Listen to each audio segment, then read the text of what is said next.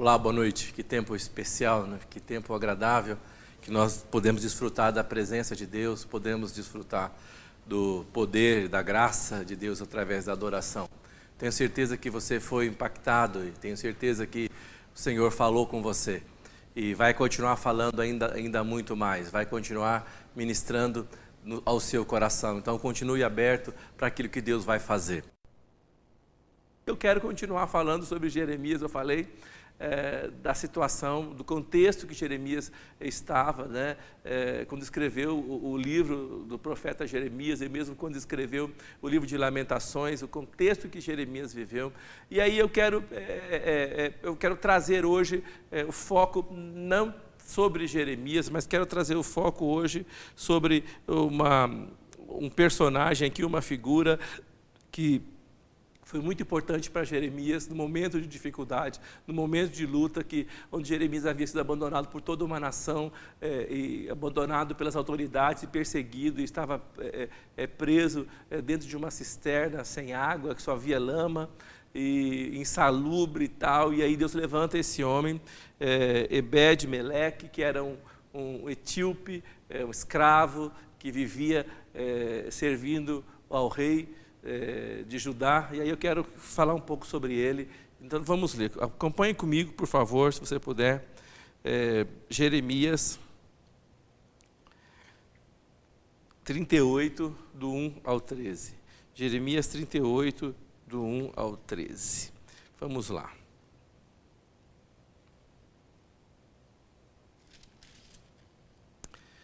Ouviu, pois, Cefatias, filho de Matã, e Gedalias, filho de Pazur, e Julcal, filho de Selemias, e Pazur, filho de Malquias, as palavras que Jeremias anunciava a todo o povo, dizendo: assim diz o Senhor, o que ficar nesta cidade morrerá à espada, à fome e de peste, mas o que passar para os caldeus viverá, porque a vida lhe será como despojo e viverá.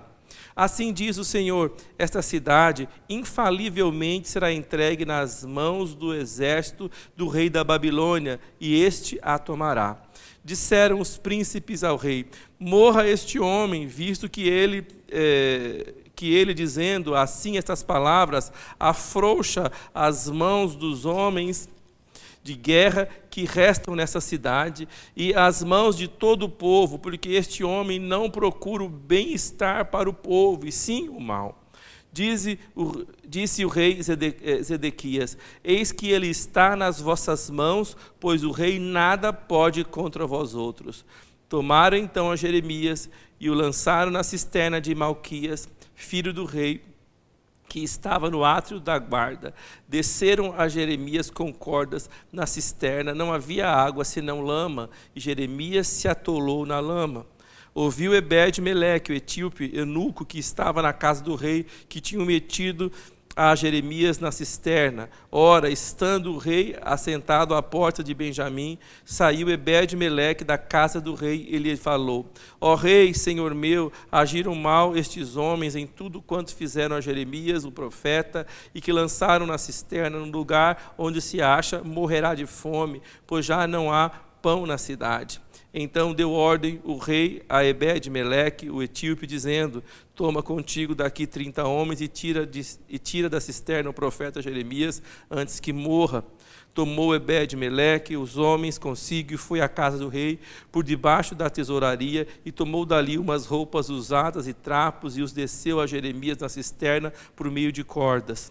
Disse Ebed-Meleque, o etíope, a Jeremias: põe agora estas roupas usadas e estes trapos nas axilas, calçando as cordas. Jeremias o fez.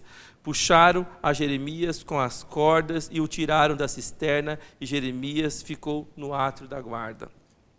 Olha que interessante, não é? Um texto aparentemente simples, mas com tanta riqueza e tantos ensinamentos e tantas coisas aqui ocultas que Deus quer revelar a cada um de nós. E mais uma vez Jeremias, ele está em problema, porque está falando a palavra de Deus, está sendo acusado pelos príncipes, pelos chefes, pelas autoridades, de estar incitando o povo à deserção, a desistir, trazendo uma palavra extremamente negativa, dizendo que a cidade morreria.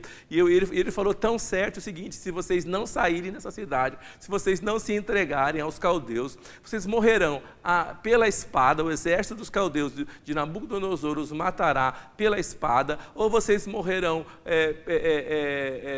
pela peste, ou vocês morrerão pela enfermidade. Então Jeremias não deu saída para eles. Ou morreriam pela espada, ou morreriam pela fome, ou morreriam de doença. Então a cidade já estava sendo cercada, já não havia mais comida na cidade. O caos estava reinando na cidade. Então eles dizem o seguinte: olha, rei, por que não se mata esse homem?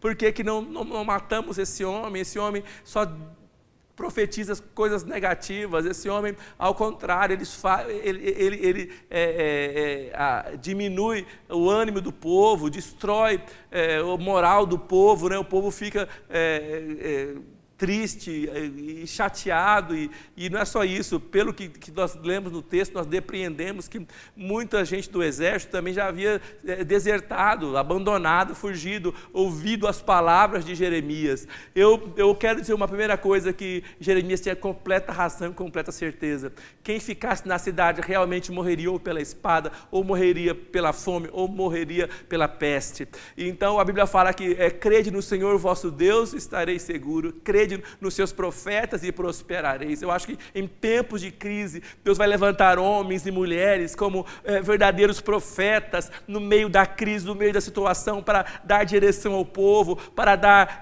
voz ao povo e para ser boca de Deus no meio de situações difíceis. Então, se você está vivendo uma situação de dificuldade, de calamidade, de dor, de tristeza, eu quero dizer que Deus não vai te deixar sem orientação. Deus vai levantar homens e mulheres, pessoas que vão te dar direção. Você vai ouvir a palavra de Deus. O importante é você não fazer as coisas da sua própria cabeça. O importante é você não tomar decisões baseadas nas situações, nas circunstâncias e nos seus próprios sentimentos. Então devemos sempre buscar conselho, sempre compartilhar, sempre ouvir o que dizem as pessoas, homens de Deus colocados à nossa volta. Não qualquer pessoa, porque você vê que os príncipes haviam se unido contra Jeremias, haviam se unido para fazer a coisa errada. Às vezes nós ouvimos pessoas que elas estão focadas para o erro, focadas para o engano, mas nós precisamos nos voltar para a palavra de Deus, para ouvirmos aquilo que Deus tem para falar conosco.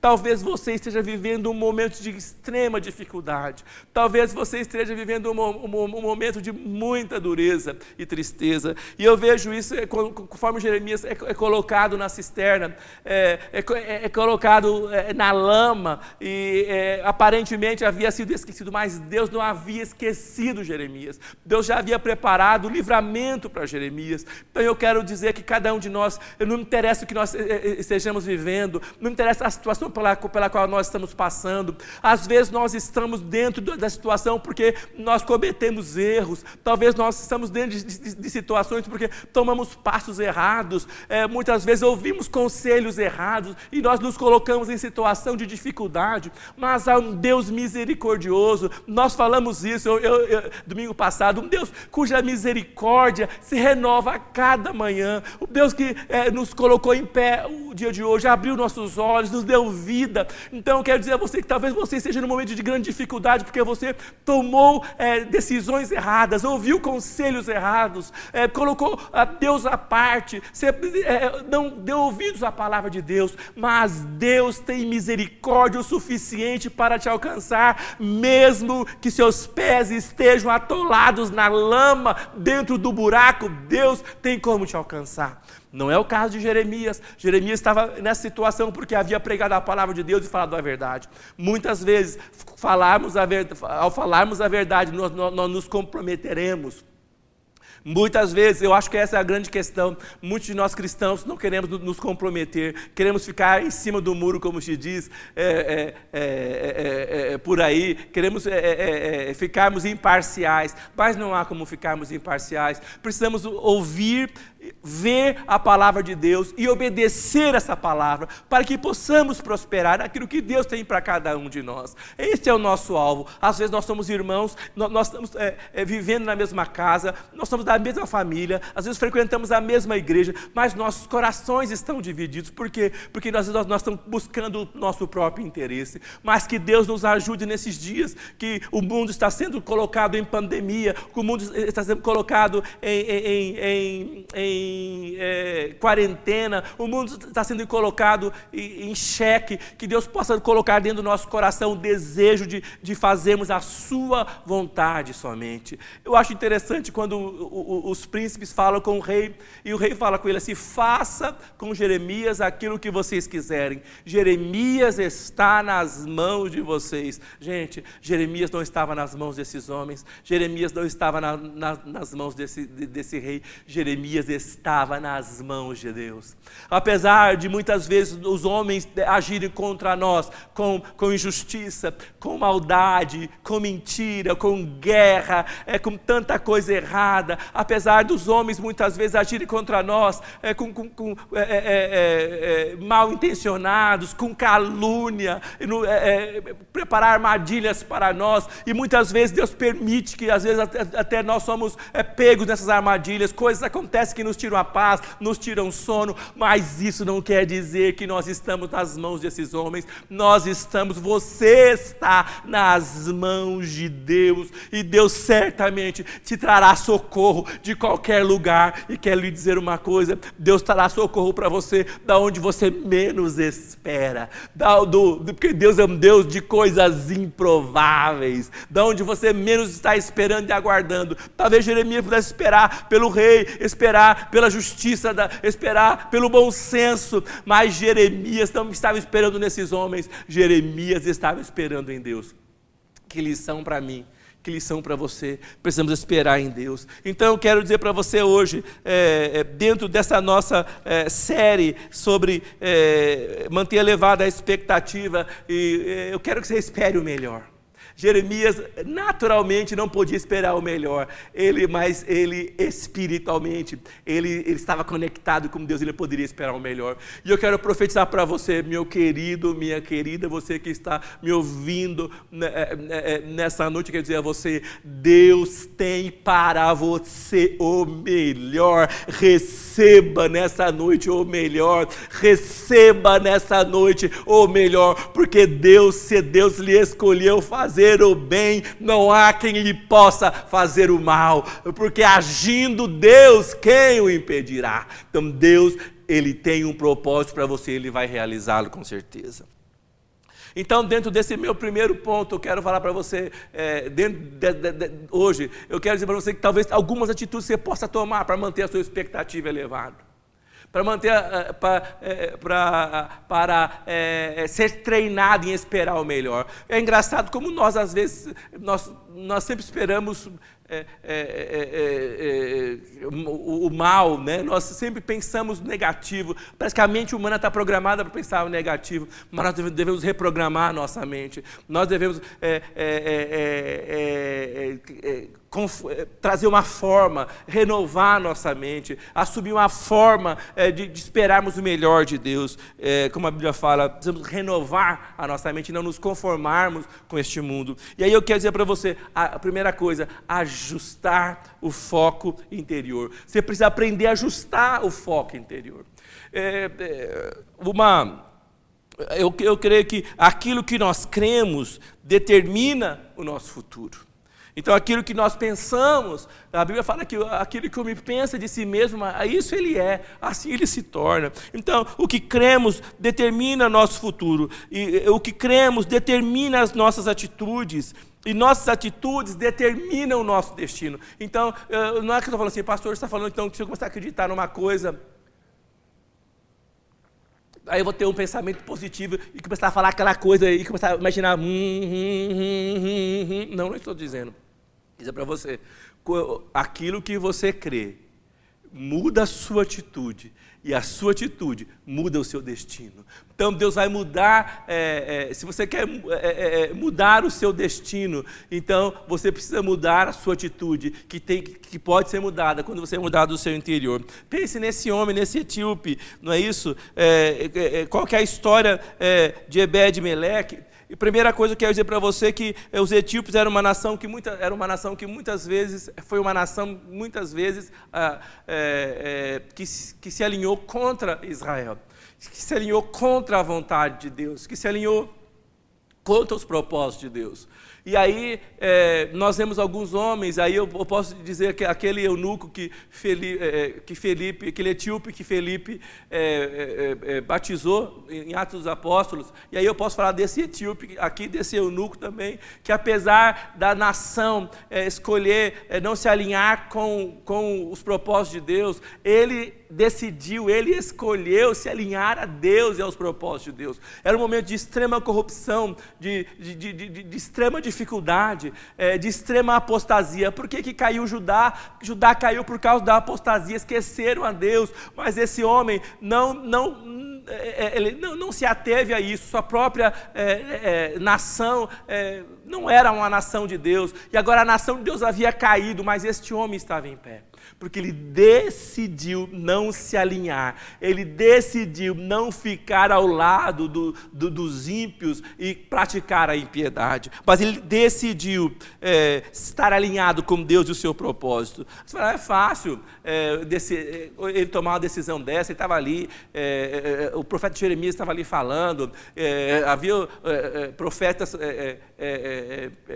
declarando a palavra de Deus. Hoje é tão difícil, tão complicado, mas não, hoje nós temos a palavra de Deus, nós temos os irmãos, nós temos a igreja de Deus, nós podemos escolher nos alinharmos à palavra de Deus. E ele fala, mas ele tinha uma vida fácil, vivia no palácio. Ele não vivia no palácio porque ele queria, ele era um escravo. Ele foi levado como escravo para o palácio, ele foi levado como um eunuco para cuidar das coisas do rei, servia o rei. E é interessante, ele era de origem humilde, então, quando a gente fala eunuco, quer dizer muita coisa, quer dizer que ele provavelmente era castrado, ele foi castrado, ele foi mutilado no seu corpo, ele foi desprovido da sua identidade, foi desprovido da sua nacionalidade, desprovido da sua masculinidade. Ele foi mutilado, rasgado e amputado e cortado, e estava lá no palácio servindo. Então não foi muito fácil. Então o etíope fez a escolha correta, né? A despeito de toda vergonha, de toda contrariedade, de toda oposição, o etíope resolveu escolher fazer a vontade de Deus. O eunuco, ele resolveu escolher se alinhar com Deus. Em Mateus 19, no capítulo 19, no versículo 12, Jesus fala um pouco sobre isso, a questão dos eunucos. Ele fala, porque há eunucos de nascença, há outros a quem os homens fizeram tais, e há outros que a si mesmos se fizeram eunucos por causa do reino de Deus. Quem é apto para o admitir, admita. Então quer dizer o seguinte, que algumas pessoas nasciam daquele jeito, mas outros foram feitos daquele jeito. Então provavelmente ele foi mutilado, foi obrigado a fazer isso. E olha que interessante, havia uma restrição. Ele não foi só vendido como escravo, desprovido da sua nacionalidade, desprovido do seu nome, desprovido da sua história, desprovido da sua masculinidade. Ele não só foi atacado, cortado, dilacerado, mutilado, mas ele também, pelas regras da lei, ele não podia se apresentar nem diante de Deus no templo. Olha, lê comigo em Deuteronômio 23, no versículo 1, diz o seguinte: aquele a quem forem trilhados os testículos ou cortado o membro viril, não entrará na Assembleia do Senhor. Olha que coisa interessante, ele estava completamente excluído. Como é que alguém que vive tanta dificuldade, como é que alguém que enfrenta tanta oposição, tanta contrariedade, se mantém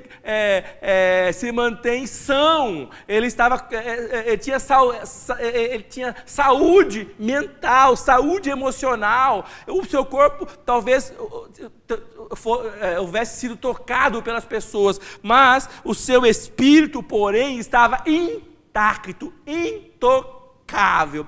Então, talvez as pessoas tentem te atacar, tentem te mutilar, tentem te derrotar, tentem te colocar placas, tentem te colocar nomes, tentem te caluniar, puxar o teu tapete, mas você pode manter seu espírito intacto. Eles não podem tocar naquilo que Deus colocou dentro de você. Eles podem te dar nomes ou te tirar nomes, mas eles não podem tocar na vontade e no chamado de Deus para você. Então aquele homem manteve o seu espírito intacto, intocável. Eu creio que muitas vezes nós precisamos ajustar o nosso foco. Muitas vezes o diabo levanta coisa, quer nos tirar do foco, porque se ele te tirar do foco, se ele te mover um pouco que seja aqui, 1 milímetro aqui, você vai chegar lá na frente. Daqui a anos, você vai estar talvez quilômetros de distância, distante daquilo que Deus planejou para você. Então nós não vamos nos mover daquilo que Deus nos chamou para fazer. Queremos fazer o que Deus nos chamou para fazer. Não nos desviaremos nem para a direita nem para a esquerda, porque um pequeno desvio aqui, uma pequena concessão, por mínima, por milimétrica, por microscópica que seja, ela vai nos tirar lá na frente, a centenas e milhares de quilômetros de distância da vontade de Deus. Mas esse homem não permitiu ser tocado naquilo que Deus tinha para ele. Então nós não vamos permitir que os nossos corações sejam mutilados. Nós manteremos nossos corações vigilantes, sóbrios. Eu gosto muito do texto que fala que Jesus fala que nós não devemos temer aquele que pode matar o corpo, mas não pode matar a alma. Deus, ao contrário, ele pode matar o corpo e pode destruir a alma. Então nós devemos temer a Deus, que pode destruir o homem se ele quiser, matar o corpo e destruir a alma. Mas as pessoas podem tentar se levantar contra nós, contra você, mas eles não podem tocar na sua alma, não podem tocar no seu espírito, não podem tocar naquilo que Deus colocou dentro de você. Então mantenha o foco, creia que Deus te chamou para um propósito, e isso vai nos levar a fazer a vontade de Deus. Então a primeira coisa que eu disse a vocês, nós precisamos ajustar esse foco interior. Precisamos ajustar isso para que o melhor de Deus possa chegar para cada um de nós. E assim sendo, nós vamos vencer as artimanhas, nós vamos vencer as oposições, vamos chegar lá.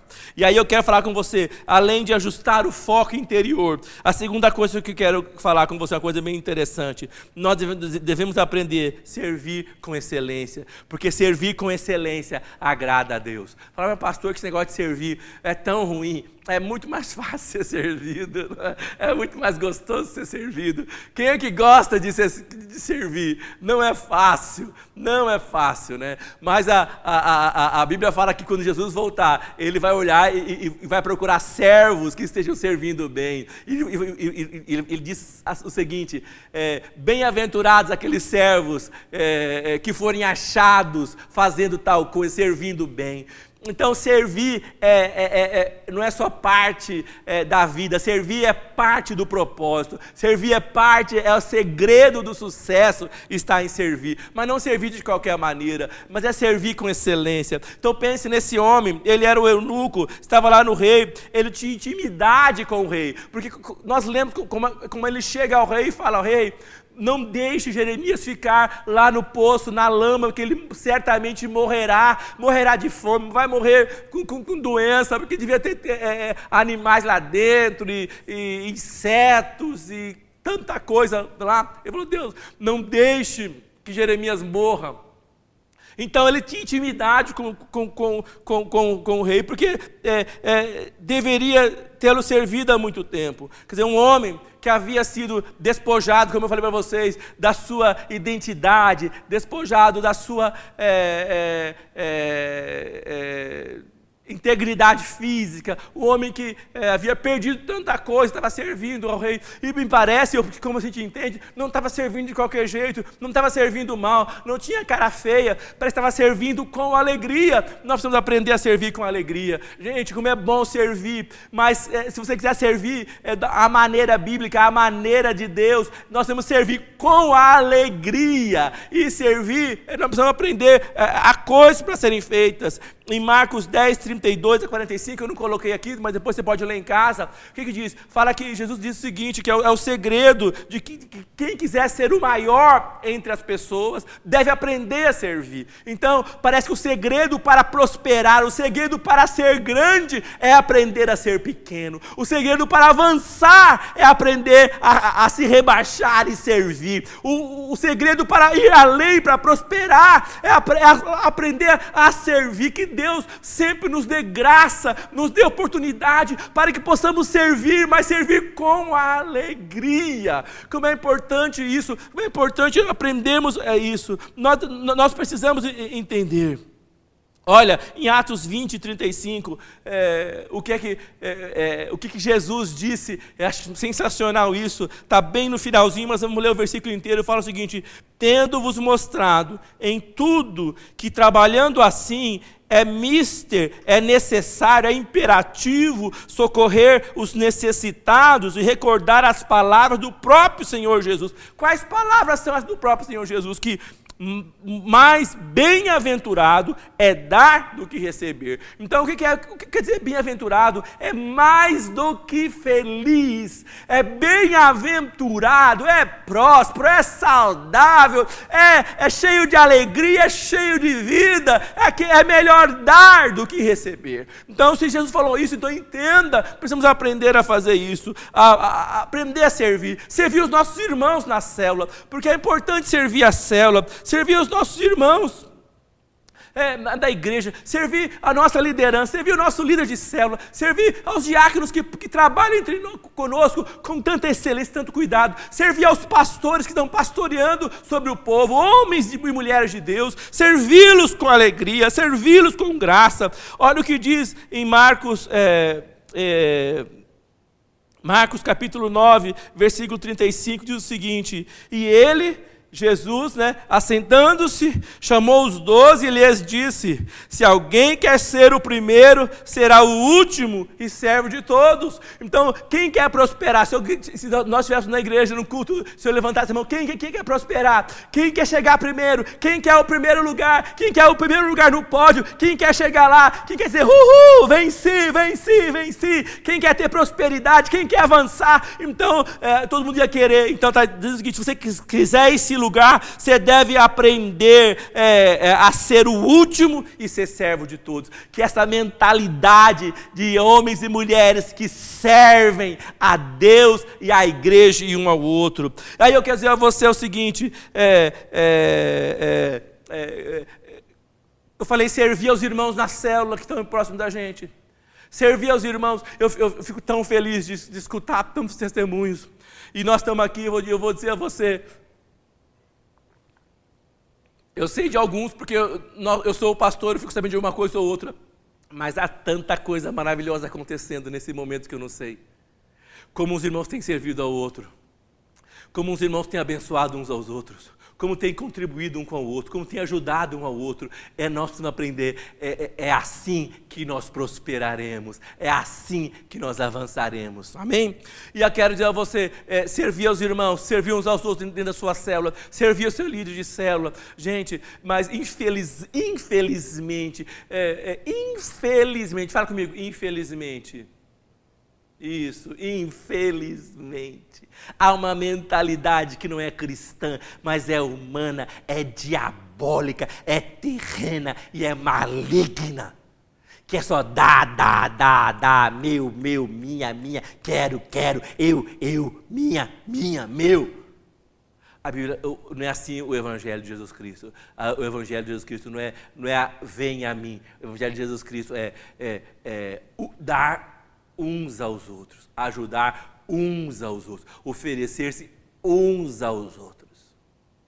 Que coisa interessante. Às vezes nós nos chamamos de cristãos, Nós temos um rótulo de cristão, mas a nossa atitude não tem nada a ver com cristão, tem a ver com mundanos. Estamos conectados, enraizados com esse mundo, com esse cosmo aqui, e não com o reino de Deus e a palavra de Deus. Que Deus me ajude, que Deus te ajude, que Deus nos ajude. Nós precisamos de Deus. Mas então você vai servir na sua célula, você vai servir ao seu líder de célula, você vai servir aos diáconos, você vai servir aos pastores, você vai servir ao reino de Deus. Mas eu quero dizer uma coisa muito importante. Mas nós começamos a aprender a servir dentro de casa. Esse é o lugar mais difícil de servir. Esse é o lugar mais difícil de mostrar. Se você conseguir servir dentro de casa, se você que é filho, conseguir servir aos seus pais. Eu quero te falar o mais difícil. Se você que é irmão, conseguir servir ao seu outro irmão. Se você conseguir servir aos seus avós, servir a quem está próximo de você.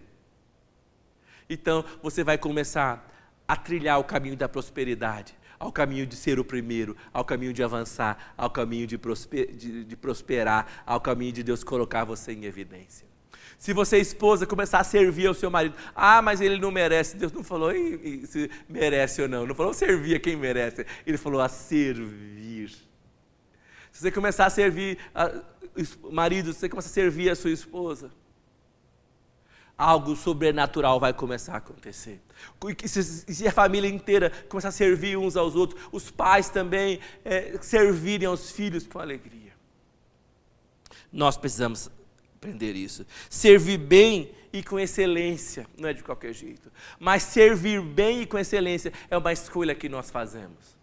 É uma escolha que nós fazemos. Servir bem e com excelência. Como os irmãos que estão nos servindo, para que esse culto vá ao ar, para que a igreja continue. Há irmãos nos servindo, esses irmãos serão prosperados por Deus, pela graça de Deus. Há irmãos servindo, as cestas básicas chegando, as ofertas chegando, os dízimos chegando. Há irmãos servindo a casa de Deus. Eu quero falar para você, o seu trabalho não ficará sem recompensa, não será em vão o seu esforço. Deus lhe visitará com graça e com prosperidade. Então já falei para você, ajustar o seu foco. Não interessa o que digam de você, não interessa o que fizeram. Lhe tocaram o corpo, lhe destruíram, lhe mutilaram, mas não podem mutilar aquilo que Deus fez com você. Segunda coisa, servir com excelência. Então, se você aprendeu a servir com excelência, a servir, o caminho para quem quer prosperar é aprender a servir, o caminho para quem quer avançar é aprender a servir. Então você começa servindo, começa obedecendo, começa ouvindo, começa se doando, para que Deus possa te levantar e colocar em destaque. E meu terceiro ponto é fazer o que é correto. Nós precisamos fazer o que é correto. Gente, não é fácil fazer o que é correto. Porque não é só ajustar o foco, não é só servir, tem que tomar uma atitude correta. E nós lemos em Jeremias 38, no versículo 7 a 9, que diz o seguinte: ouviu-se Ebed-Meleque, o etíope, eunuco, que estava na casa do rei, que tinha metido a Jeremias na cisterna. Ora, estando o rei assentado à porta de Benjamim, saiu Ebed-Meleque da casa do rei e lhe falou: ó rei, senhor meu, agiram mal estes homens em tudo quanto fizeram a Jeremias, o profeta, que lançaram na cisterna, no lugar onde se acha, morrerá de fome, pois já não há pão na cidade. Então, eu creio numa coisa, que fazer o que é correto sempre deve ser feito a despeito da nossa própria vida. Ele se arriscou. Se arriscou porque os príncipes o haviam colocado lá na cisterna. As pessoas queriam matá-lo e destruí-lo. O rei era conivente com tudo isso, mas ele se arriscou. Ele se arriscou. Nós sempre vamos nos arriscar quando nós somos chamados para fazer aquilo que é correto. Às vezes tem tanta coisa errada na nossa vida e nós não queremos nos arriscar, nós nos convertemos, nós levamos nossa vida e falamos: deixa, passou, a vida me levou, acabou, bababá, Não é verdade. Nós devemos aprender a fazer o que é correto, ajustar o que tiver que ser ajustado. Se você está escutando que deve ajustar algo, então você vai e faça-o rápido e rapidamente. Esse homem se arriscou. Olha só, gente, um estrangeiro um etíope, um escravo, a única pessoa que se levantou para falar, isso está errado, isso não está certo. E foi lá e fez o que é certo. Então, mesmo que todos estejam fazendo o que é errado, você deve fazer o que é certo.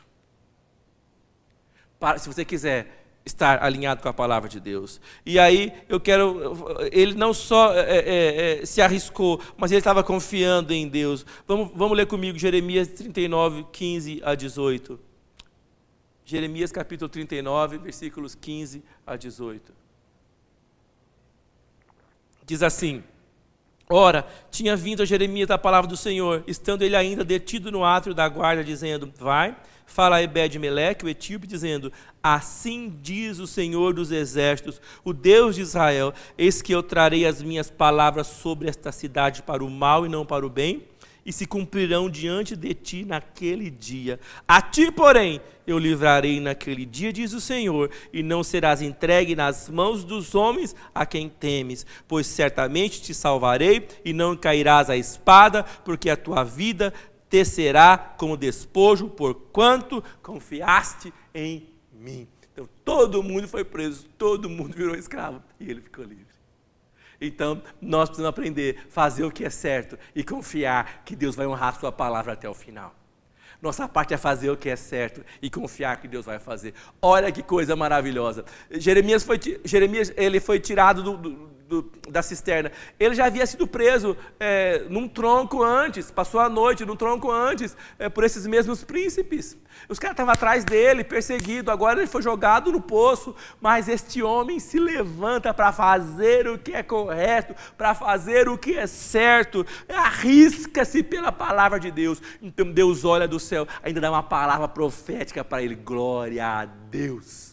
Então eu quero falar para você quer receber uma palavra profética de Deus, você quer receber algo de Deus, então sirva as pessoas, sirva os profetas de Deus. Olha só, ele já não estava mais junto com Jeremias, mas Deus mandou um recado: Jeremias, vai, fala para este homem, diga a este homem que ele não será levado, ele não precisa temer, eu vou protegê-lo. Quando a cidade cair, forem presos as pessoas, o rei teve os olhos vazados, seus filhos foram decapitados, mas o eunuco ficou em pé, porque ele havia se alinhado com a palavra de Deus. É Deus que faz as escolhas, e é Deus que dá o livramento, mas a decisão é minha e a decisão é sua. Precisamos arriscar as nossas vidas pela palavra de Deus, mas confiar que Deus se levantará ao nosso favor e ao nosso benefício. Glória a Deus. Então, irmãos, eu quero encerrar dizendo o seguinte, que confiar em Deus nunca será em vão.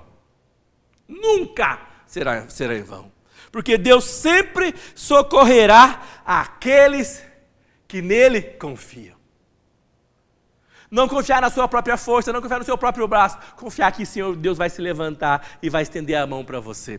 E quero encerrar lendo o Salmo 125, no versículo 1, que é um salmo maravilhoso. A gente conhece bastante, a gente lê bastante. Salmo 125, versículo 1 diz o seguinte: Os que confiam no Senhor são como o monte Sião, que não se abala, mas permanece firme para sempre. Então que você, nessa semana, seja ministrado pelo Senhor e receba graça e favor do Senhor. E não tema, o Senhor te chamou, ajuste o seu foco. Não tema, sirva a Deus com alegria. Não tema, permaneça firme. Não tema, Deus vai honrar você de maneira sobrenatural. Porque eu sei que nosso Deus é um Deus todo-poderoso. Ele tem todas as coisas no controle. Ele sabe aquilo que nós precisamos ou não. Vamos orar, irmãos. Grande Deus, nosso Senhor e nosso Pai. Há muitas pessoas nos ouvindo nessa noite, mas mais do que ouvir uma palavra que eu estou falando aqui, estão ouvindo a sua palavra. Há pessoas nessa noite precisando de saúde, precisando de cura, precisando de milagre, precisando de intervenção divina, e eu quero orar agora que, Senhor, pelo Teu Espírito Santo, que tudo vê, que tudo sabe, que pode estar em qualquer lugar agora ao mesmo tempo, por causa da sua divindade e poder. Eu oro agora para que tua graça e poder alcance agora essas pessoas que estão nos ouvindo. toda enfermidade seja arrancada, todo mal seja consumido da cabeça até a planta dos pés. Eu oro agora para aquelas pessoas que foram mutiladas pela traição, mutiladas pela inveja, mutiladas pela calúnia, mutiladas pela tristeza. Eu oro agora para que aquele que pode destruir o corpo e destruir a alma, eu oro agora para que aquele que pode todas as coisas, restaure agora o espírito e a fé e a convicção de cada pessoa que está nos ouvindo nesta hora. Eu oro agora, ó grande Deus e grande Senhor, para que haja uma intervenção sobrenatural e para que teus filhos, tuas filhas, tomem as decisões corretas. Entrem debaixo dessa graça. E que teu amor e tua misericórdia nos guarde para sempre. Amém. Tenha uma boa semana e quarta-feira estaremos juntos diante do trono da graça para invocarmos o poder desse Deus. Deus abençoe vocês, amo vocês, estamos com muita saudade de vocês.